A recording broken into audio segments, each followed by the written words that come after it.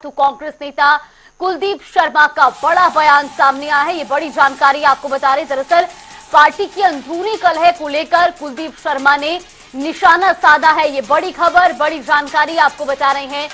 उनका कहना है कि चुनाव जीत के सभी सौदागर हैं, हार की नहीं लेता कोई जिम्मेदारी। ये कुलदीप शर्मा की ओर से बड़ा बयान सामने आया है।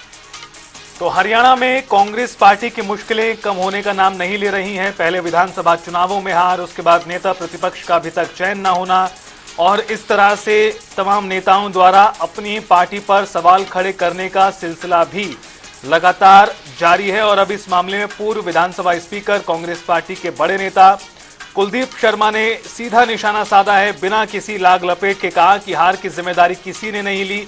और सबसे बड़ी बात उन्होंने ये भी कही कि अपने पदों से चिपके हुए हैं नेता, हार की कोई नैतिकता की जिम्मेदारी नहीं ले रहा, पदों से चिपके रहने का लालच है, ये कुलदीप शर्मा ने कहा है। सुनिए क्या कुछ कहना है उनका।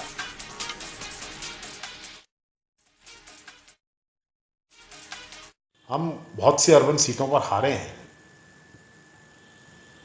तो उसके महत्व को अगर कांग्रेस आज भी नहीं समझेगी तो फिर समय निकल जाएगा। भारतीय जनता पार्टी का कब्जा नगर निगमों पर, निकायों पर रहता है, वो काफ़ी इन्फ्लुएंस करता है सिटीज़ में।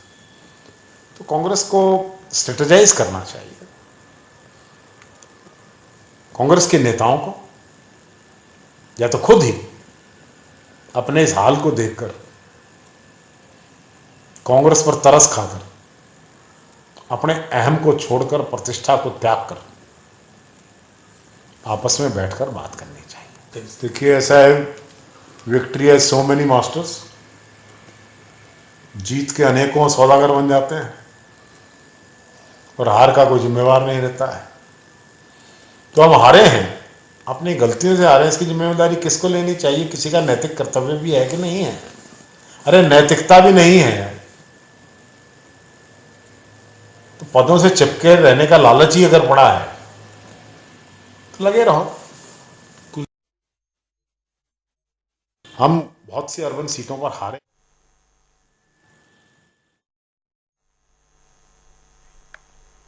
तो कांग्रेस नेता कुलदीप शर्मा का ये बड़ा बयान आप सुन रहे थे, जहां पर उनका कहना है कि जीत के सभी सौदागर हैं, लेकिन हार की जिम्मेदारी कोई नहीं लेना चाहता है। कांग्रेस को अपनी स्ट्रैटेजी पर काम करने की जरूरत है, हार की कोई भी जिम्मेदारी नहीं लेता है। हम अपनी गलतियों से विधानसभा चुनाव हारे हैं, ये भी उनकी ओर से बयान दिया गया। ये बड़ी खबर आपको बता रही, लगातार विधानसभा चुनाव में मिली हार के बाद से ही कांग्रेस के नेताओं की ओर से अलग अलग प्रतिक्रियाएं सामने आ रही हैं। लेकिन अब कांग्रेस नेता कुलदीप शर्मा ने खुद अपनी ही पार्टी के नेताओं पर सवालिया निशान खड़े कर दिए हैं। उन्होंने ये साफ तौर पर कहा कि जीत के सभी सौदागर हैं, लेकिन हार की जिम्मेदारी लेने के लिए कोई तैयार नहीं होता।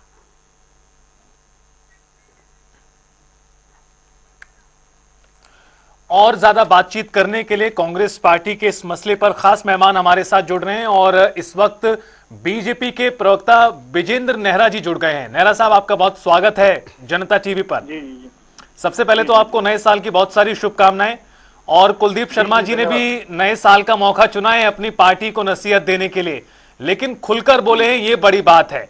किस तरह से देखते हैं, कांग्रेस पार्टी अभी तक नेता प्रतिपक्ष का फैसला नहीं कर पाई, कांग्रेस के खुद के नेता सवाल उठा रहे हैं। नेहरा साहब, किस तरह से देखते हैं आप? देखिए कुलदीप शर्मा जी कांग्रेस पार्टी के बड़े नेता हैं, वरिष्ठ नेता हैं, भूपेंद्र सिंह हुड्डा जी के बेहद करीबी हैं, पूर्व में स्पीकर रहे हैं। तो जिस तरह से कांग्रेस पार्टी ने लगातार हार से सबक ना लेते हुए ईवीएम को लेकर के, मीडिया को लेकर दोषारोपण करने का काम किया, आज कुलदीप शर्मा जी ने कांग्रेस पार्टी को आईना दिखाने का काम किया है कि हम अपनी गलतियों से हारे हैं, आपसी फूट से हारे हैं, संगठन नहीं होने के कारण हारे हैं। तो कांग्रेस के जो नेता हैं उनको अब ये बहानेबाजी छोड़ करके कि ईवीएम में कमी थी, मीडिया के ऊपर दोषारोपण जो करते हैं वो ना करके उनको सही मायने में आत्मचिंतन और मंथन करना चाहिए कि लगातार कांग्रेस पार्टी देश के अन्य अन्य राज्यों के अंदर जो चुनाव हार रही है उसके पीछे कांग्रेस पार्टी के नेताओं की आपसी फूट है। कांग्रेस पार्टी का संगठन नहीं होना है और देश और प्रदेश की जनता को कांग्रेस पार्टी के ऊपर विश्वास नहीं होना है। कांग्रेस की जो विचारधारा है उसके ऊपर जनता को विश्वास नहीं है। आज पूरे देश के अंदर देश के पूर्व प्रधानमंत्री श्री मनमोहन सिंह जी का जिस तरह से स्वर्गवास हुआ है, देश में शोक की लहर है। और कांग्रेस पार्टी के जो सबसे बड़े नेता हैं वो विदेश में नए साल की छुट्टियां मनाने चले जाते हैं। बड़ा दुर्भाग्यपूर्ण है ये देश के लिए भी, और देश की जनता वो ये सब देखती है कि हमारे यहाँ पे एक परंपरा है कि जब कोई किसी का स्वर्गवास होता है तो 12 दिन तक, ग्रामीण अंचल में मैं रहता हूँ, यहाँ 12 दिन तक उसका शोक प्रकट किया जाता है। 13वें दिन जाकर के उसका हवन होता है। और यहाँ अभी 3-4 दिन नहीं हुए कि राहुल गांधी जी विदेश में छुट्टी मनाने चले गए। यही कारण है कि कांग्रेस पार्टी के जो नेता हैं, कार्यकर्ता हैं, उनके अंदर ना कोई समाज की परंपराओं को मानने की कोई उनके अंदर इच्छा है, ना कोई वो परंपराओं को मानते हैं, ना मान्यताओं को मानते हैं, ना समाज को मानते हैं, ना वो हिंदू धर्म को मानते हैं जी। और लगातार हिंदुत्व का विरोध करने के कारण देश की जनता में उनके प्रति एक रोष है, विरोध है।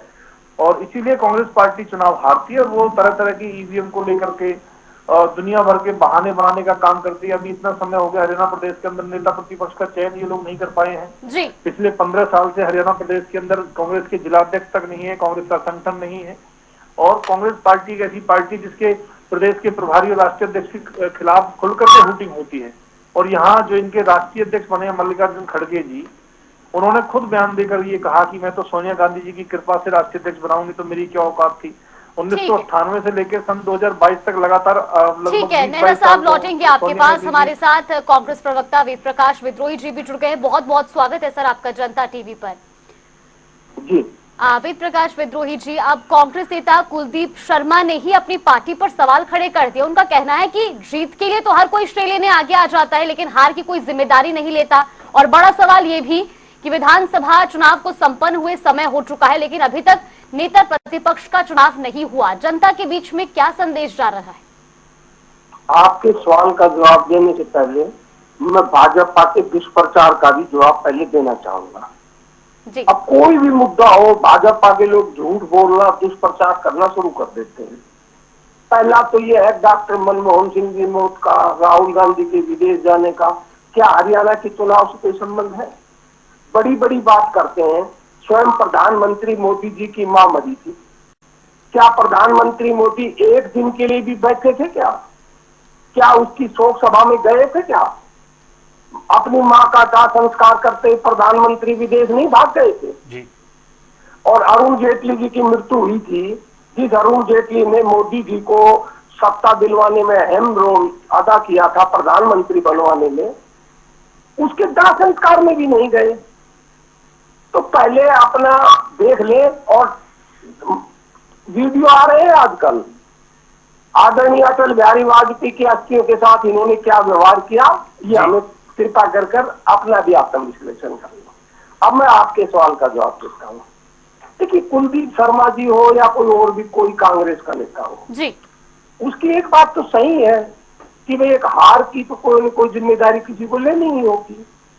जब आप जीत के श्रेय लेने के लिए आगे रहते हैं तो हार की जवाबदेही भी किसी को लेनी पड़ेगी। अब मोटे रूप से 3 लोगों की जवाबदेही तो हरियाणा के संदर्भ में बनती थी, चुनाव प्रभारी की। दीपक बावरिया जी ने अपने त्याग पत्र की पेशकश कर दी। 2 जिम्मेदारी विपक्ष के नेता और प्रदेश अध्यक्ष की बनती थी। अब भूपेंद्र सिंह हुड्डा तो विपक्ष के नेता रहे नहीं, तो वो तो किस बात का त्याग पत्र देते हैं। तीसरी जवाबदेही प्रदेश अध्यक्ष की बनती थी। निश्चित रूप से उनको अपना त्याग पत्र पेश करना चाहिए।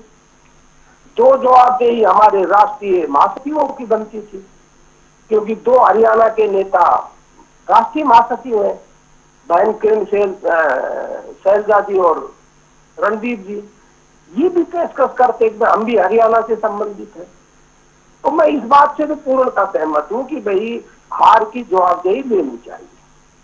और जहां तक विपक्ष का नेता सवाल चुनने का सवाल है, देखिए, विपक्ष का नेता चुन लिया जाएगा। अब ये भाजपा के साथी अपना कभी नहीं देखते। इनके यहाँ भी कर्नाटक का चुनाव आप देख लो, 10 मई 2023 को हुआ था चुनाव, और इन्होंने 6 महीने बाद 19 नवंबर 2023। ठीक है विद्रोही साहब, कर्नाटक के मुद्दे का भी हरियाणा की राजनीति से कोई लेना देना नहीं है। आपकी बात ठीक है कि कर्नाटक से अब मैं भाजपा ठीक है, सवाल विद्रोही साहब जी, बीच में बोल गए ना। माफी के साथ विद्रोही साहब, आपको बोलने का, मैंने आपको बोलने का पूरा, विद्रोही साहब नहीं टोका कि इनका हरियाणा की राजनीति से कोई लेना देना विद्रोही साहब, मैंने तो समझना। विद्रोही साहब आपने पूरा बोला सर, मैंने आपको बिल्कुल भी नहीं टोका, मैंने आपको बिल्कुल भी नहीं टोका। मेरा सवाल ये था जो कुलदीप शर्मा जी ने, संबंध नहीं, मैं सहमत हूं आपकी बात, मैं आपकी बात से मैं सहमत हूं, मैं भी आपकी बात से, लेकिन मेरा सवाल तो सुनिए सर। कई बार ऐसी संगठनात्मक परिस्थितियां होती हैं जी जिसमें समय लग जाता है, मैंने ये बात ठीक है, मैं भी समझ गया बिल्कुल। मैं ये नहीं कह रहा कि भाई हमने नहीं चुना, वो विपक्ष का नेता चुनना चाहिए था, ठीक है मैंने विद्रोही साहब जी, देर हो जाती है, वो देर किस लिए हो रही है मैं आपको वो बता रहा हूँ। ठीक है विद्रोही साहब, अब एक सवाल भी है, एक सवाल बड़ा, हमने जो प्रदेश अध्यक्ष का संगठन का जो देखना है जी, और एलओपी का देखना है, सारा बदलाव एक साथ करना है, ठीक है, क्योंकि व्यापक बदलाव करने का मन है, तो इसलिए थोड़ी देर हो रही है। विद्रोही साहब आप कह रहे हैं कि एक साथ बड़ा फैसला होगा जिसमें सब चीजें बदली जाएंगी। मेरा सवाल ये था विद्रोही साहब आपसे कि जो नसीहत आज के दिन चुन के दी गई है कुलदीप शर्मा जी की ओर से, नए साल का मौका है, विशेष दी जा रही है, हम भी आपको दे रहे हैं नए साल की बहुत सारी शुभकामनाएं, अच्छा साल गुजरे कांग्रेस पार्टी के लिए भी, बीजेपी के लिए भी, ये जो नसीहत दी गई है इसका कोई असर होगा? मेरा सवाल यह है विद्रोही साहब, चूंकि पहले भी इस तरह की टिप्पणियां आई हैं। असर होगा भी क्यों? देखिए आपका सवाल बिल्कुल सही है, असर होगा, आपको याद होगा, आप अपने चैनल पर देख लीजिए जी, जिस दिन से रिजल्ट आया है उस दिन से मैं भी कई बातें कह रहा हूं और खुलकर हर बात आपके चैनल पर बोल रहा हूं, तो जो पार्टी के लोग जब आवाज उठाएंगे तभी तो सुधार होगा, और जब आप बोलोगे नहीं, कोई आवाज नहीं उठाएगा तो सुधार नहीं होता। ठीक है नेहरा साहब, बहुत देर से इंतजार कर रहे हैं विद्रोही साहब। निश्चित रूप से असर भी होगा और जो व्यापक बदलाव होगा उसमें भी इन चीजों को ध्यान में रखा जाएगा। ठीक है नेहरा साहब, और ये सभी को सोचना चाहिए, इसमें तो कोई दो राय नहीं है कि भाई जब आप क्यों आ रहे, किस लिए आ रहे, ये एक अलग इशू है। नेहरा साहब काफी आसान कर दिया, विद्रोही जी खुद इस बात को स्वीकार करते हैं कि बड़ा फैसला होना चाहिए।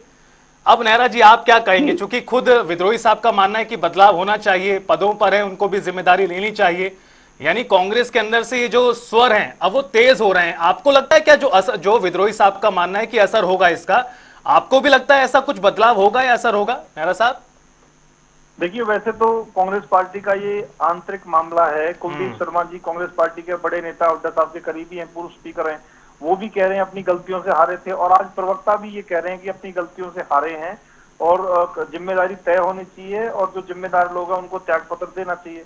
तो अब वेद प्रकाश विद्रोही जी बड़े मेरे वरिष्ठ भाई हैं, उनको ही बताना चाहिए कि अब तक वो कार्रवाई क्यों नहीं हुई, जिम्मेदारी तय क्यों नहीं हुई, इतना समय चुनाव को हो चुका है। और फिर जो ईवीएम को, अगर ये दोनों प्रवक्ता भी और इनके पूर्व नेता भी अब ये मान रहे हैं कि अपनी गलतियों से हारे हैं, अपनी कमियों से हारे हैं, तो ईवीएम को लेके जो ये ऊपर से नीचे तक दोषारोपण कर रहे थे, क्या उसके लिए माफी मांगेंगे क्या हरियाणा की जनता से, देश की जनता से? तो खुल के स्वीकार अगर कांग्रेस पार्टी ये करती है कि हम अपनी गलतियों से हारे, तो मुझे लगता है लोकतंत्र के लिए भी अच्छा है, कांग्रेस के लिए भी अच्छा है। ये आत्मचिंतन और मंथन करें कि हम गलतियों से किस कारण से हारे, हमारा संगठन नहीं है, हमारे नेताओं में आपसी फूट है, हमारी विचारधारा में कमी है, परिश्रम और मेहनत हम करते नहीं है, जनता के बीच में जाते नहीं है, जनता की आवाज उठाते नहीं है, तो जीत कहां से पाएंगे? इसलिए इन लोगों को अपनी कमियों को सुधारना चाहिए। बिल्कुल इनके राष्ट्रीय अध्यक्ष मल्लिकार्जुन सहमत है वीरेंद्र नेहरा जी की बात से? देखिए मैंने कहा ना, ये कहीं की बात कहीं मिला रहे हैं जी। क्या इस बहस के अंदर ईवीएम कोई मुद्दा था? अगर हम ईवीएम को दोषी नहीं बताते तो हाई कोर्ट और सुप्रीम कोर्ट में क्यों गए हम? सुप्रीम कोर्ट में हमारी आपको फटकार भी तो लगी है, मंजूर हुई है। हाई कोर्ट सुप्रीम कोर्ट से फटकार भी तो लगी है आपको? अरे कहीं नहीं लगी भैया, मंजूर हुई है, माफ कीजिएगा। अभी सुप्रीम कोर्ट हमारी याचिका को सुनने को तैयार हो गया है। केवल इतना हुआ है कि वो याचिका सुननी थी जस्टिस खन्ना ने, उसके संदर्भ में कुछ जस्टिस खन्ना ने फैसला दिया था। जस्टिस खन्ना जो आजकल चीफ जस्टिस है, उन्होंने खुद सुनवाई न कर दूसरी बेंच को दिया है कि भाई वो सुनवाई करेगा। तो जो आपके जहाँ तक पंजाब हरियाणा हाईकोर्ट का मामला है, सुनवाई चल रही है। प्रदेश के मुद्दे पे रहते हैं नेहरा साहब, विद्रोही साहब ठीक है, प्रदेश के मुद्दे पे रहते हैं। एक बात सुन लीजिए, केवल एक बात सुन लीजिए सर। पंजाब हरियाणा हाईकोर्ट ने आदेश दिया एक महमूद पर्चा के मामले में कि भाई चुनाव आयोग उनको सारा रिकॉर्ड दे। चुनाव आयोग और मोदी सरकार ने क्या किया, नियम बदल दिए हाईकोर्ट के आदेश के अनुसार। तो फटकार तो आपको लगी है। अगर आप सच्चे थे, आपने कोई बेईमानी नहीं की, तो आपने पंजाब हरियाणा हाईकोर्ट के आदेश को ठीक है विद्रोही साहब, ठीक है, आप रातों रात नियमों में परिवर्तन क्यों किया? ठीक है विद्रोही साहब, आप बताइए। कांग्रेस पार्टी के अंदर से ही जो मुझे बता दें। विद्रोही साहब, ठीक है, आपका पॉइंट आ गया। चूंकि कांग्रेस पार्टी के अंदर से विरोध के स्वर उठ रहे हैं, विद्रोही साहब का खुद मानना है फैसला होना चाहिए और व्यापक बदलाव भी होना चाहिए, ऐसा भी विद्रोही साहब का मानना है। बहरहाल विजेंद्र नेहरा जी और वेद प्रकाश विद्रोही जी, आप दोनों मेहमानों का बहुत बहुत शुक्रिया हमारे साथ जुड़ने के लिए और इस पूरे मुद्दे पर बातचीत और चर्चा के लिए। कांग्रेस नेता, कांग्रेस के बड़े नेता, पूर्व विधानसभा स्पीकर कुलदीप शर्मा ने टिप्पणी की है और एक तरह से सीधा कटाक्ष ये भी कहा कि नेता पदों से चिपके हुए हैं तो वो चिपके रहें, हार की जिम्मेदारी होनी चाहिए और फैसला होना चाहिए, व्यापक बदलाव होना चाहिए, ऐसा भी कहा गया है। बहरहाल इस वक्त की बड़ी खबर कांग्रेस पार्टी से जुड़ी हुई, आज साल का पहला दिन है, कांग्रेस पार्टी में लंबे समय से संगठन तैयार नहीं हुआ, पार्टी की हार हो गई, लोकसभा में अच्छा प्रदर्शन हुआ, उसके बाद विधानसभा में हार से कांग्रेस पार्टी के कार्यकर्ताओं का मनोबल भी गिरा है, पार्टी के अंदर के नेता ही सवाल उठा रहे हैं लगातार।